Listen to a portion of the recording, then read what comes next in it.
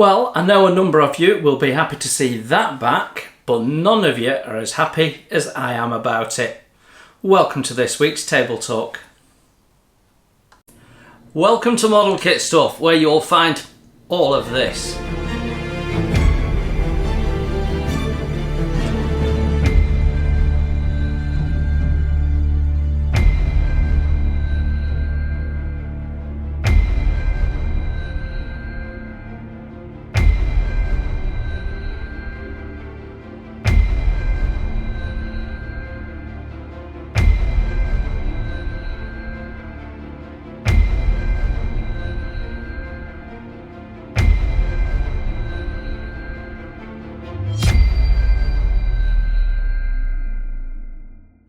Welcome to Model Kit Stuff and it's Table Talk. If you're one of my new subscribers, a massive welcome, and if you're one of my longer term subscribers, a massive welcome back. Good to see you. So yeah, this is the weekly spot where we talk about what's going on in the world of model kit stuff and what's coming up, and it's your way of understanding what's happening with the builds. Now before we get stuck into actually what's going on in model kit stuff world, I just want to talk a little minute about an increase in people asking questions. Now, I've always tried to be as helpful as I can, and when you're a small channel, that's really easy. As that gets bigger, it gets a little bit more difficult, and so I tend to just like comments unless I feel they particularly need a response. And I have been getting more questions now around things like the airbrushing videos. That's not a surprise that you might get some questions.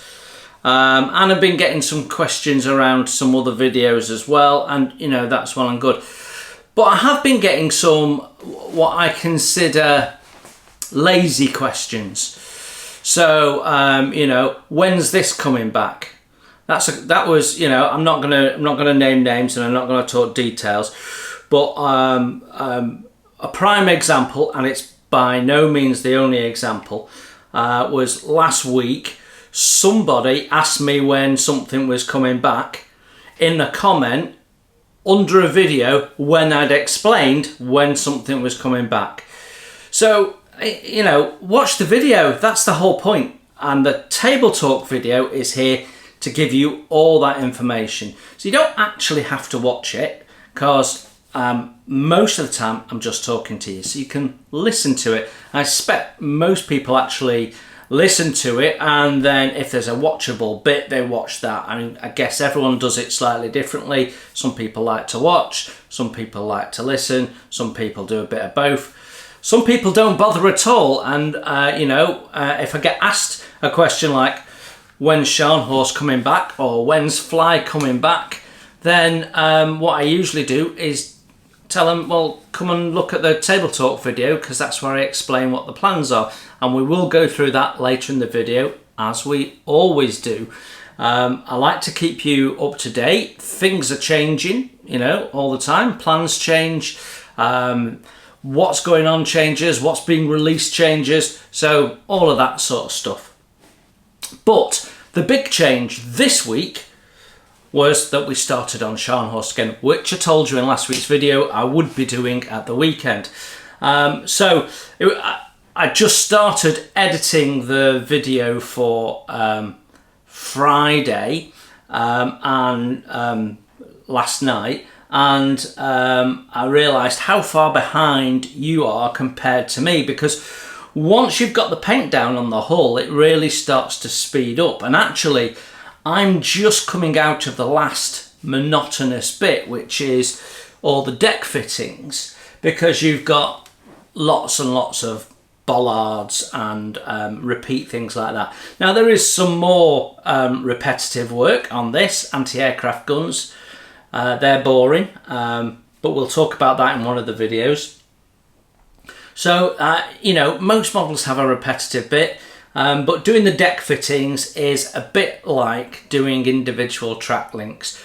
Once you've got through it though, and you're piling on the photo etch on all of this superstructure, everything's a little bit different, everything's a slightly different challenge, and it starts to move at a pace. And the fact that I do a week on it and then a week off really helps break that up. But I've been really looking forward to getting back on the build. So what I'm going to do is I'm going to tell you a little bit about my process flow over the next few videos for Scharnhorst, so you get an understanding of where we are. So from your point of view, until last night, you were just got to the point where we were laying paint down. So we do the paint on the hall, then we have to put the wood deck on, and there's some preparation and bits and pieces we do around that. Then we've got to paint the swastika aerial identification areas, and then we're into the process of starting to attach the deck fittings, and we do that by doing some at the bow, some at the stern, then coming back to the bow and what have you, and we sort of do it following the largely following the instructions. Some changes, I'm not putting the flagstaff on or anything like that until a little bit later. So when you've done that, you're at the part that leads you naturally into the next bit, which is railings. So there's pluses and minuses to putting railings on first or last, and I've done both, and it sort of depends on the build. Now in this instance, what's important is positioning of the roller fairleads, which there's several of them dotted along the length of the ship, different sizes, 3 different sizes, and you can get your positioning right with the roller fairlead to the anatomy of the ship and other references, and you could place it. But if you don't also consider the railing, you can have a problem, because what you don't want is one of the railing stanchions right over your fairlead. Yeah, so the fairlead has to sit between 2 stanchions, which is what it does on the actual ship, or did. So you might have to adjust your position slightly, and in this instance I've got to cut deck out where the fairleads go to correct the shape of the deck around the fairlead as it should be, because the deck's been laid straight with the fairlead glued on top, because the MK1 kit doesn't replace the fairlead.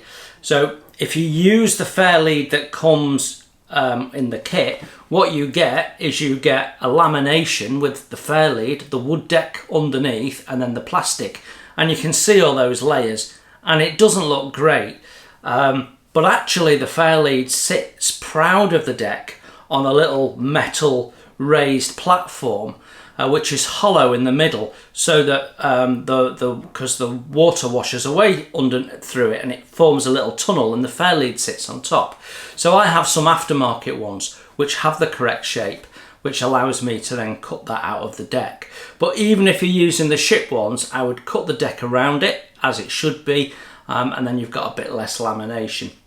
So that's the point that I'm next at. And that might lead me to put the railings on first. Now obviously the risk is, if you put the railings on first, you could damage them. So I may or I may not. On a big ship like this, if you put the railings on last, you then have the issue of you can't get to them particularly well because you've got all this structure in the way. So I may be putting the railings on after we've got the first level of superstructure on. This first level here, where I've still got good access, but I'm not going to have to work at this level other than to place guns, which won't be a problem. So that's probably what's going to happen. So yeah, that's my process as I see it at the moment. So all my deck fittings are painted up, they're over there drying. They were painted last night, so they'll be able to go on later today. Which means that I've actually started, my next thing is this forward bit of superstructure. There's quite a bit of items to remove to put photo etch on, and drilling out the portholes and tidying up the seams and stuff, and just getting it fit for purpose.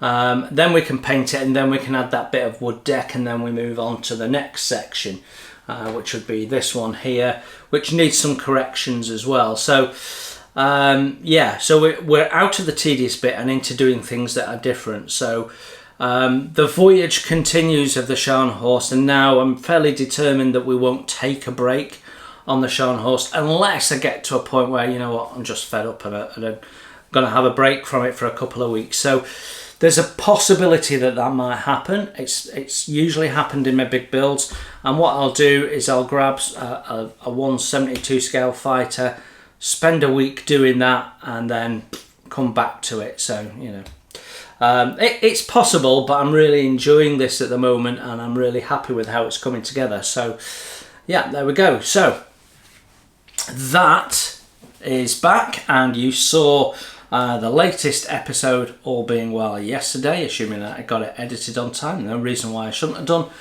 And then yeah, so it's back to every other week, though we'll talk about that later. That might not be the case for this Friday coming up. Right, before we get into what's coming up, shall we talk about the week that's just gone and what that looked like and the talking points around it? So we started the week off on Monday with the Great Debate. Now, I had hoped to get the B17 supplier showcase up on the Sunday, and I'd done it. I'd edited it all. I'd sent a couple of emails out. 1 or 2 people had forgotten to send me some of the information that I'd requested. So I was just waiting for that to come back before I could upload the video. So what I do is I upload it into a folder and then load it into YouTube from the folder. I sort of, my brain got disconnected in some way. It happens, and the following day, I was cleaning out my software editor because the 4K files take up a lot of space. So I periodically have to just delete stuff I'm not using. And my brain went, B17, well, we're finished with that. So I deleted all my B17 folders, which included the not yet uploaded subscriber special. So it didn't go out on the Sunday because on the Sunday I was spending some of my time redoing the video from scratch, which was a bit annoying because it took about I don't know, 2 hours maybe to put that rather short video together. So yeah, so that's why it went out on the Tuesday. So we kicked off on Monday, not on Sunday as intended, and on Monday we had the second part of the big debate. Now clearly there were some comments on there, clearly from people that didn't watch the first one, and it's probably just me, but I don't understand how you can watch the second part of something and then make comments that would have been answered if you'd watched the first part. So I did delete 1 or 2 comments. It's been a while since I've deleted comments, but I did delete 1 or 2. There's 1 or 2 that were borderline that I left in. But yeah, I mean, there was silly, all sorts of silliness. Someone was asking what my control was. Well, you know, it's a YouTube channel. I'm not a professional research organisation. The control is nearly 10,000 subscribers and X many hundred that watch the first video. So that's your control of X many hundred people. And you can argue that there's a particular type of modeler that watches YouTube.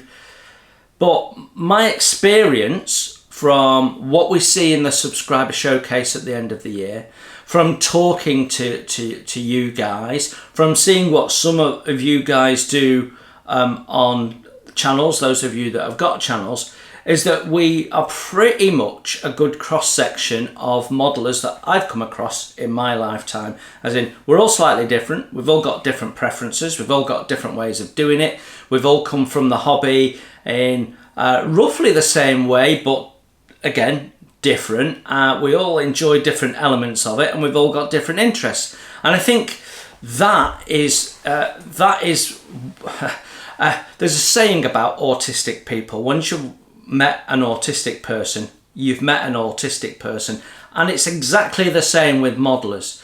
Probably because a good percentage of modelers are most likely autistic, in fairness.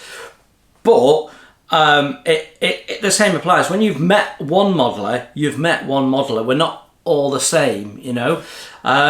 So control, you know, it's just a local conversation and getting the views of my subscribers, which I got. And there was a lot of people who seemed to share my view after the second video, which is interesting because, you know, I hadn't given my view in the first video. The point of it was to get everybody else's view.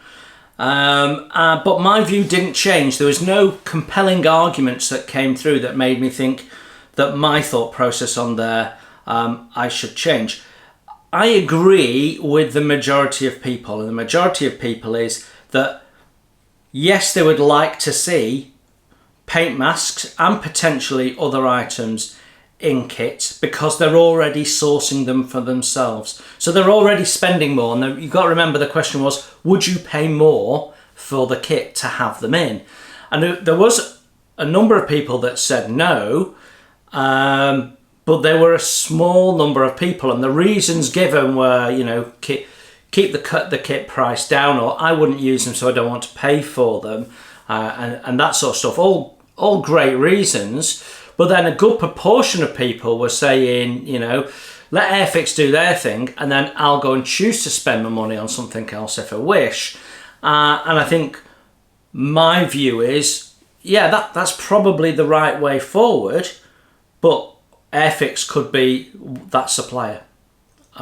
It could be that rather than going to one manufacturer for your paint mask, another manufacturer for your photo etch, another manufacturer for your 3D printed resin wheels, that you could get them all from Airfix, and Airfix could put them in their design process so that they're ready on release of the kit. So you could buy the kit and buy the additional items to upgrade the kit if you wished at the same time on launch, rather than having to wait a few months for Edward to get around to it and Quick Boost and everybody else to finally bring something out. I mean, it was 2.5 years before we got any aftermarket for the Scharnhorst. So having it done and released at the same time, they would steal the market. They would absolutely steal the market. I'm convinced of it. Fortunately, I don't have to construct a business case because I don't work for Airfix. You know, whether Airfix will hear our views, I don't know. But when I'm in Telford this November, and Airfix will be there as they always are, I will grab a moment with Dale and say, did you see that video? What did you think?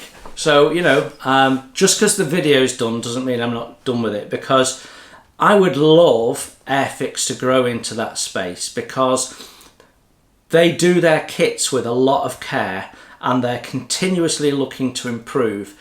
And imagine that on aftermarket, because some of the aftermarket out there is shoddy. I've experienced 3D printed decals that don't fit, that won't stay down. 3D printed resin that hasn't taken account of how to actually fit it to the kit. Had that on the B17 with the wheels, dreadful. You know, photo etch that's oversized and doesn't fit. Edward, the Lysander build that failed because of the photo etch that they'd poorly designed. So getting a quality manufacturer to do a quality job, I don't know, that appeals to me. And a number of you appeared to agree. So I think it's doable. Whether Airfix will ever do it, I don't know. Like I said, they've dipped the toe in. So, you know, I'll also be asking how they got on with the sales of the decals, because I'm interested. So yeah, that'll be interesting come the time. See, I'm already got my head on Telford. I've got a hotel room booked, so I'm going down on the Saturday. Staying overnight the Saturday, going back on the Sunday. So my thought process is, sorry, we're wandering a bit, I do that. My thought process is, first day, go and have a wander around, have a look at stuff, spend some money, you know, what have you. Second day, do the filming. of all sorts, because that won't change. The display stands won't change. So I can do that leisurely, because when I go in one day, I'm sort of doing it, but I'm doing it quickly because I want to go and have a look at all those model kits for sale over there and have a good rummage. So trying to do the two, and increasingly last year I had one or two people stopping and saying hello, which is lovely, and I like to chat to people who are subscribers. That's nice. So I thought if I did it in 2 days, that would be more leisurely for me, and we may well do the meet and greet. I don't know. It was a nice moment at Telford last year, so when I say I don't know, I'm almost definitely going to do it, but I haven't thought about times and stuff. But you know, we did it last year at 2 o'clock at the Airfix stand, and it just means, because the year before I'd had one or two people say, oh, I was looking out for you and missed you, and including people like Peter Oxley, who have subsequently met, but that, you know, just wanted to say hello, that, you know, I've seen the channel, or I've supported their channel in some way, and they just want to say hello and, you know, catch up. You build a little community of people that you get to know at a distance, and you know a bit about them. So it's nice to look them in the eye and say hello and what have you. So yeah, that's sort of where I am. So I think we might. I know some people go on a Saturday, some people go on a Sunday, so I might do it both days and just see. And you know, 2 o'clock's the moment that I'm gonna grab a drink and stop near the Airfix stand and what have you. And yeah, I think we'll probably do that, but we'll see. We'll talk about that nearer the time. Right, where were we with what was happening last week? We got to Monday, so we hadn't got very far, because Tuesday was the subscriber showcase. What a lovely collection of B17s we had. Airfix was the predominant kit being built. Not a surprise. The most recent kit released of that. Thank you, James, for confirming that to me.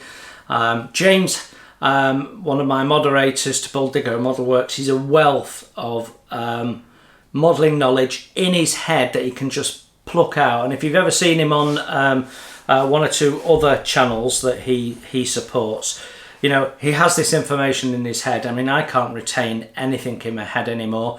I couldn't even tell you what day it is most of the time. So yeah, he can be very useful like that, can our James. Yeah, he reliably informs me that Airfix was the most recent kit, and I think that showed. It appeared to be the most detailed, although there was doors I noticed on, I think it's was it the Revell one or the Academy one? I can't remember, had doors. Nonetheless, we had some lovely aircraft. We had lots of different names, so some aftermarket decals, I reckon. We had more than a couple 148s and one 132. Paul, Plastic Monkey, managed to get a 1:32 scale built in the time that I struggled to get a 172 one done. But that's Paul all over, you know. I've said it before, you can look at something and go, oh, this is massive, it's going to take forever. And then the next video is, well, yeah, I've finished that now. So he absolutely plows through them, but, you know, I reckon he must be retired or something, which I'm definitely not. So that's why I go slower. So yeah, a lovely video. And once again, all of you that got involved, thank you very much. And those of you that didn't quite get it finished, don't worry. Subscriber showcase at the end of the year, opportunity to show us what you did. So I'm expecting to see some more B17s. But what a lot of fun the group build was. Now, one person said that they were disappointed with my build videos, and I think somehow they'd interpreted the group build as me doing some form of tutorial, and that in some way I would step by step build it and they would follow it. That's certainly the impression they're giving me. That was never the intention. The intention was, as it always is with a group build, is that a number of us come together to build something around a theme, and the theme was B17s. And I was about to build it, the TV programme came out, everyone seemed to suddenly get into B-17s, and because lots of people were doing them, I just sort of, without really thinking it through, said, well, let's do a group build then, done. And it worked really well. So there was no set out to, look, I'm going to build this and you can all follow. That was absolutely not the plan. So if you thought that was what was going on, my apologies if I didn't explain that properly. But group builds is about modelers of all different skills and talents and persuasions coming together and going, right, let's all get involved in this theme. Now, on YouTube, that's a bit more challenging than doing it on Facebook, and I've done group builds on Facebook. I used to be quite active on a Facebook group, and I really loved it. I really love the group, but I just don't have time for everything, and this has taken over. But they would do group builds, you know, they'd have several running at a time. So they'd have an aircraft one, they'd have a winter one, they'd have something with wheels, or a distressed one, or the theme is red, and, you know, all sorts of stuff. So, and on Facebook, it's really good because people can post their pictures and give a bit of narrative and stuff. And I know at the start of this group build, people were going, well, okay, where can we see the pictures? The reason I don't have a Facebook page is because they're an utter nightmare to manage. If you think you get a lot of trolls on YouTube, it's a tiny fraction compared to Facebook. So if I was going to do a Facebook page, it would have to be a controlled group where you'd have to be an existing subscriber of the channel before I started the Facebook page, and it'd have to be locked. You'd have to ask to join, and I'd have to verify with you your subscriber name. So that's the only way I could do it. I'm thinking about it. That way, I'm fairly sure that everyone that's posting in there is not going to be a troll. So something for me to think about. It's unlikely that we will do a group build for the rest of the year because my pipeline is sort of dictating what I'm doing pretty much now till the end of the year. But what we might do is kick off the group build at the start of next year and go, you've got until November. You've got all year to do it, and give you a year, and we just do a group build every year and have a Facebook page running, and then people can dip in and out of it and gives them more time. And that would allow people to do something if they wanted to, like a ship, because I mentioned doing a ship group build, and in fact no one does them because they take too long. And one or two people, I mean several people said, oh well, I'd do it. So yeah, we will see. All things for me to think about. Anyway, Wednesday we had the Lifeboat, and as you know, if you've been keeping up with Table Talk, I've already started the build, and it's come together really nicely. A lot of people saying some nice things about that video. One person, I'm greatly appreciative of the comments, said that kit reviews don't get any better than this, and you know, that's very flattering, so thank you very much. I do try and do my first impressions to the standard I would like to see, and that doesn't mean that I think everyone else should do them my way. We're all different. Other people just want a quick appraisal of it. The way I see it is, if you do it comprehensive, you can dip in and out of the bits you want. You can fast forward. If you don't want my view of it at the end, you don't have to listen to it. If you just want to see the plastic, you can skip to that bit, but it's all there. If I did it differently, you're only going to get the little bit that I'm giving you, and quite often I've found when I've watched those videos that's led me to go and search for more videos on it to try and fill the gaps in the information that I want to get. So I've been doing my first impressions like that now for over 3 years, and with the exception of 2 people in that time, everybody has said that they like my first impressions, and many people have said that they think they're the best kit reviews you can get. So that's very flattering. I don't intend to change them. obviously it depends on the subject matter how interested people are. The Lifeboat is relatively new, but it was going out 3 weeks after it had been released, and therefore lots of people have probably already reviewed it. I used to try and rush them out, but what that did was create a load of stress and a load of work, and ultimately it didn't make a massive difference. When I reviewed this, I was absolutely the first person on the whole of YouTube globally to review the Scharnhorst kit, and I got something like 17,000 views on part one. I did it in 3 parts because it's such a big model, and I got something like 17,000. But within a week, there was other people who had more subscribers, who had already got more people viewing that first video than me. So I sort of, at that point, I sort of realised that putting myself under all that stress to get it out was irrelevant. People now know that I do a good in-depth first impressions, so they'll watch it anyway, even if they've seen others, because I do quite a deep dive into the kits. So yeah, the Shannon Lifeboat, lovely kit, going together nice. There is some opportunity to improve it, and there's some omissions because it's a starter set, some simplifications. There's some either simplifications or errors in the paint instructions, which I've spotted, so we'll correct all those. I'm going to do a little bit of scratch building, so I'm not building it as a starter. I suspect a lot of people are going to build it and go, right, let's build it like this is your first model and stuff.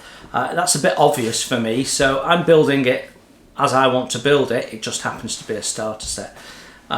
One thing I do think though is that the blue paint that's provided, the Humbrol 15, is too pale. It needs to be a deeper, richer navy blue. So I've used that blue on a grey primer, and I think a black primer would probably help. Or spray the whole thing black, then mask off your lower hull, mask off your upper hull and the little bump rail that goes around the boat, and then paint the blue on, and that'll be a bit darker, and then you'll have to mask the black off and paint the grey of your deck. I did catch, now I've done my video, I've caught 1 or 2 other reviews, and there was someone who kept referring to it as a ship. It was interesting, as we've got a ship here. My daughter was my daughter came down to tell me of a conversation she'd been having with a boyfriend, and her boyfriend referred to a ship as a boat, and my daughter, being my daughter, corrected him and said, no, that's a ship, because she's had an education. You're not going to grow up in a house of me and get fundamental basics like that wrong. So she corrected her boyfriend and said, no, it's a ship, not a boat. And he asked her, well, what's the difference? And I think at that point she then I'm not sure, because she's just heard me go no.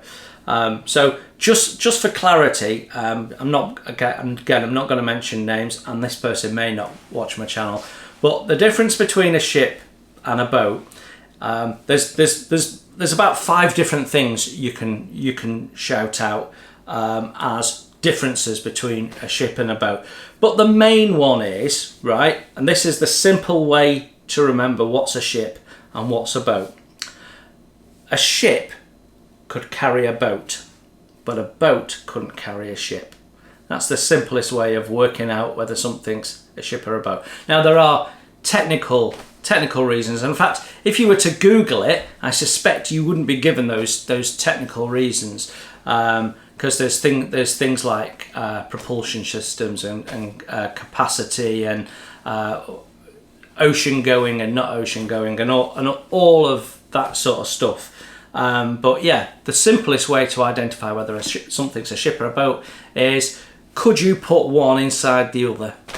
And if the answer is no, then it's a boat. So I couldn't put the Scharnhorst on a Shannon class lifeboat, but the Scharnhorst could carry several of them. So there you go. Right, now we've settled that little nonsense, let's move on. So the next video is the Scharnhorst. Now as I record this, that's not gone out yet, so all being well, that should have gone out and got you along the painting process and doing some bits and pieces.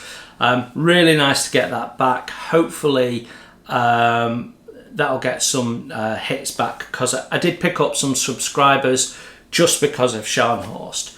But I'm picking up subscribers on a daily basis, and they're coming from all sorts of old historical videos. I'm getting comments on the first Scharnhorst video, getting comments on the first fly video.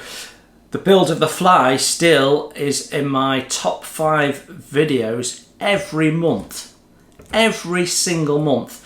So for a while there was the Revell Platinum Turpits that was in the top 3, top 5 for about a year or so. That's sort of dropped out now. I did the big Revell U-boat, that was in the top 5 for about 2 years. That's dropped out now. HMS Fly build, still there every single month. That's how popular wooden model ships are in comparison to the amount of content going out on YouTube. So I was asked about that this week. So before we move on to next week, let's just talk about the build pipeline, where it is, where I see it going, and when things are coming back. So let's talk wooden ships first. Right now I'm building the Endeavour, which several subscribers requested that I built after I'd done the first impressions of it. So the kit was given to me by a Matty, and they asked me to review it, which I did.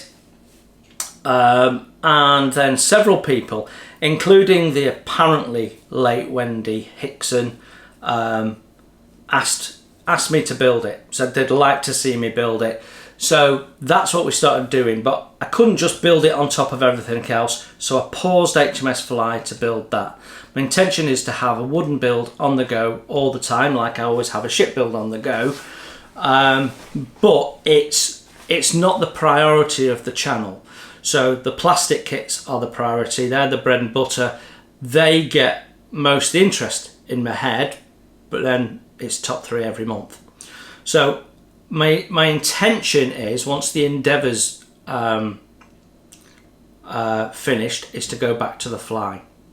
Now, at the moment I do something on the Endeavour most Saturdays, but I haven't done for the last month or so because I was trying to get the B17 over the line. And we're going to come into holiday season, so I also need to slow down the rate of my first impressions, because I do one every week, and that's starting to cause me some problems in terms of channel budget and space in the attic for the stash. Talk about that in a minute. So what I'm planning to do is bring the Endeavour build from a Tuesday to a Wednesday, and drop a first impressions, not every week obviously, but we'll do a first impressions maybe 3 times, and then on 1 week the Endeavour will come out on a Wednesday, and then 2 weeks later it'll come out on a Tuesday and we'll do a first impressions. So that'll get rid of 25% of the first impressions that I do, but it will take a little bit of pressure off me in terms of editing, budget and space. So that's the plan. Get the Endeavour finished, then we'll come back to Fly and get the Fly finished, and we'll build the whole thing, I promise you, on the channel. And that means that we'll be bringing back Wood Wednesday, and having the Fly on there. So that's the loose plan. I don't know when Endeavour will start picking up the Wednesday slots, because I've got a fair number of kits at the moment to review.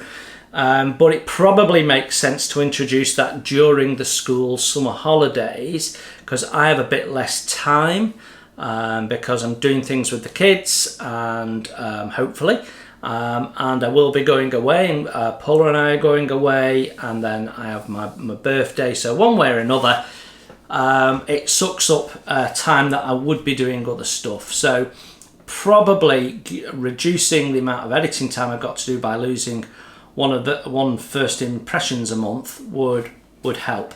So we'll probably do it then, but I don't have exact dates in mind. But that's the plan. On the plastic side, Scharnhorst, every other week you should see a video. Every other week I will work on it. I have material in hand, which means that every weekend that I work, I'm adding on to there. And I might spend 6, 7, 8 hours over a weekend and maybe 3 or 4 during the course of the week on this, and I only really need to be producing an hour's video. Now sometimes I produce 2.5 videos worth out of all that time. Other times all of that time can be reduced down and I've only got half a video. So case in point, all the deck fittings, I haven't done a video of me sanding and seam scraping all the bollards because you just simply wouldn't watch it. But I had to do it, and that had to happen in my modelling time. So, you know, I didn't produce a lot of material content this week. I produced a bit, but not a lot. So, yeah, it is what it is. So it'll fluctuate a little bit, but that's the plan. Every other week we work on this. Every other week you get a video come out. And they're not necessarily linked. So next weekend I'll work on my other projects, what I'd like to call my minor projects, and that's changing all the time. So currently we're working on the Bulldog and the new Lifeboat at the same time, and the reason we're doing them simultaneously is I started the Bulldog with the B17, similar paints, but we're now at the point where we need to do build up the engine, do the rigging and final assembly. So it's not finished even though the B17's finished, so that overlap carries on. There is times when I've got things drying on the Bulldog and I can't do much more, so that's when I have the Lifeboat project I can go to as well. So I'm building those two at the same time. And then we're going to be getting onto the tempo build at that point. So that's a diorama with a number of figures, so we'll be doing some figure painting and stuff like that, and building the tempo and making that look. When we finish with the tempo build, then we're going to be building the big Eagle from Space 1999, which was requested by subscribers again. And then I don't know, I've got 1 or 2 ideas, but by the time we get to that, we'll be sort of getting into the start of the winter months, and I'll be thinking differently inevitably than I'm thinking now. And my theme this year was pretty much sort of, let's do something new, and I keep thinking, well, what would be new? So you know, we're building a 1/200 scale ship, so there's a ship build constantly, so perhaps we don't want to build another ship. And then we'll have done a vehicle. We finished a tank at the start of the year as a diorama. We'll have done another diorama. We'll have done figures.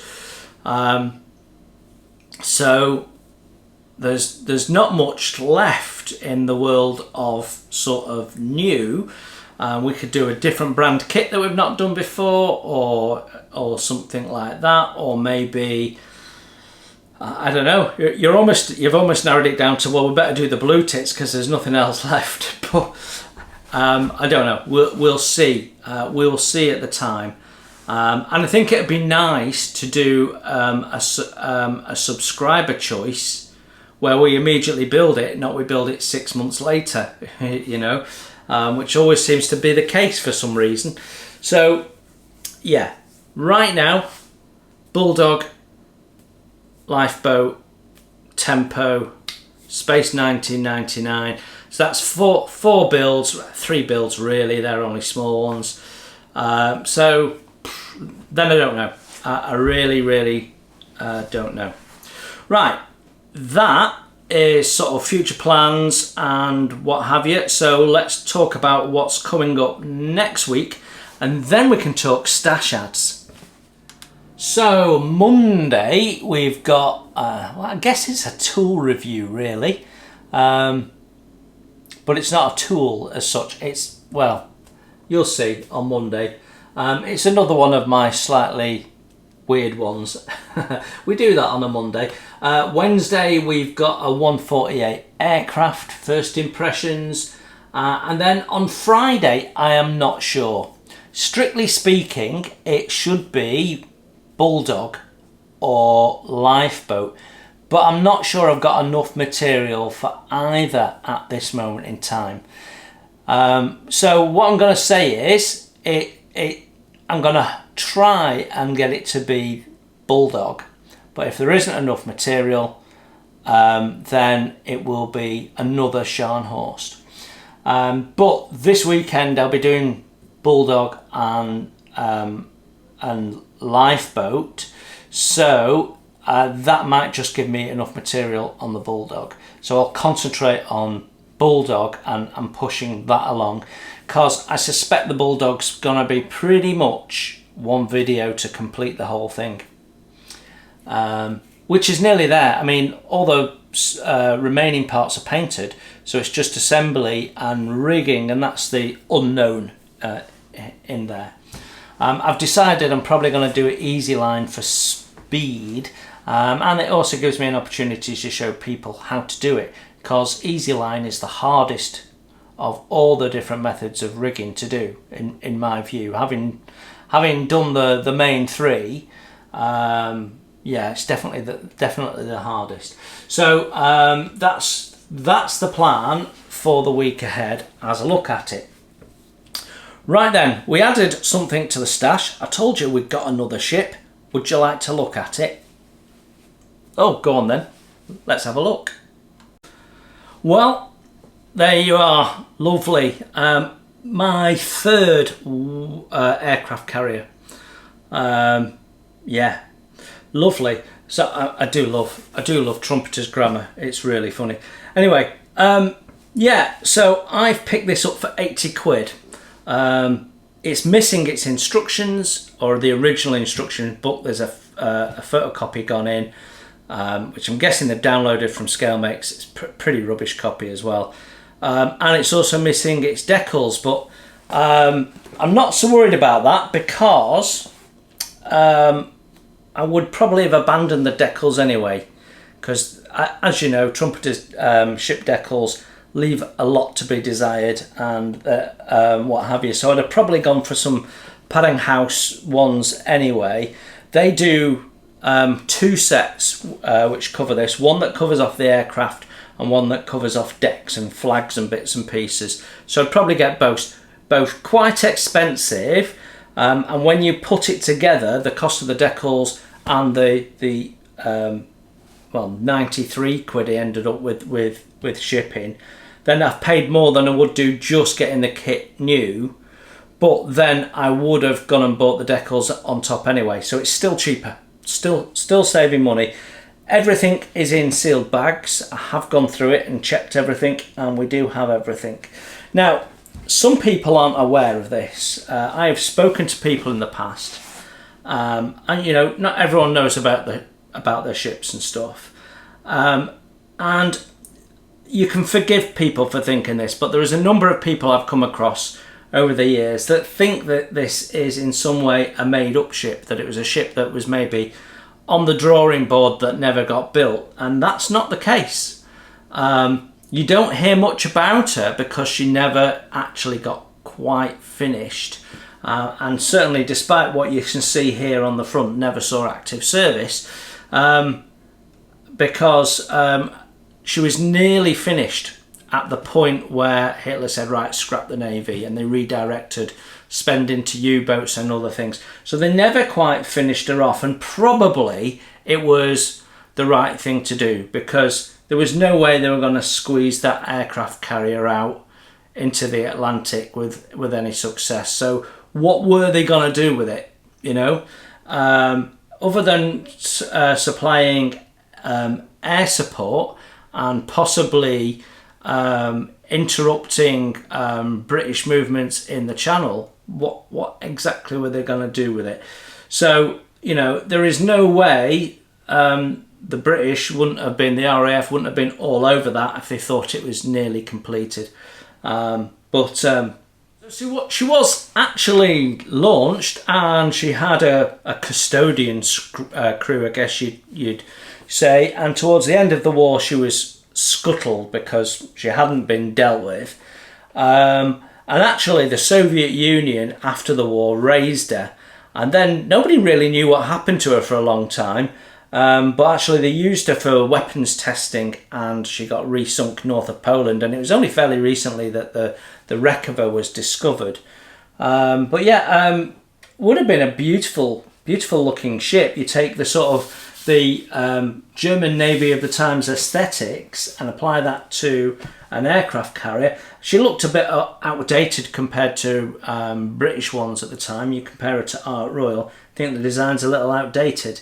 But you know what, it would have been interesting to see what would have happened had she have been finished for the war or during the war. So I think she was laid down in 1936 off the top of my head, but there we go, we have added her to the stash.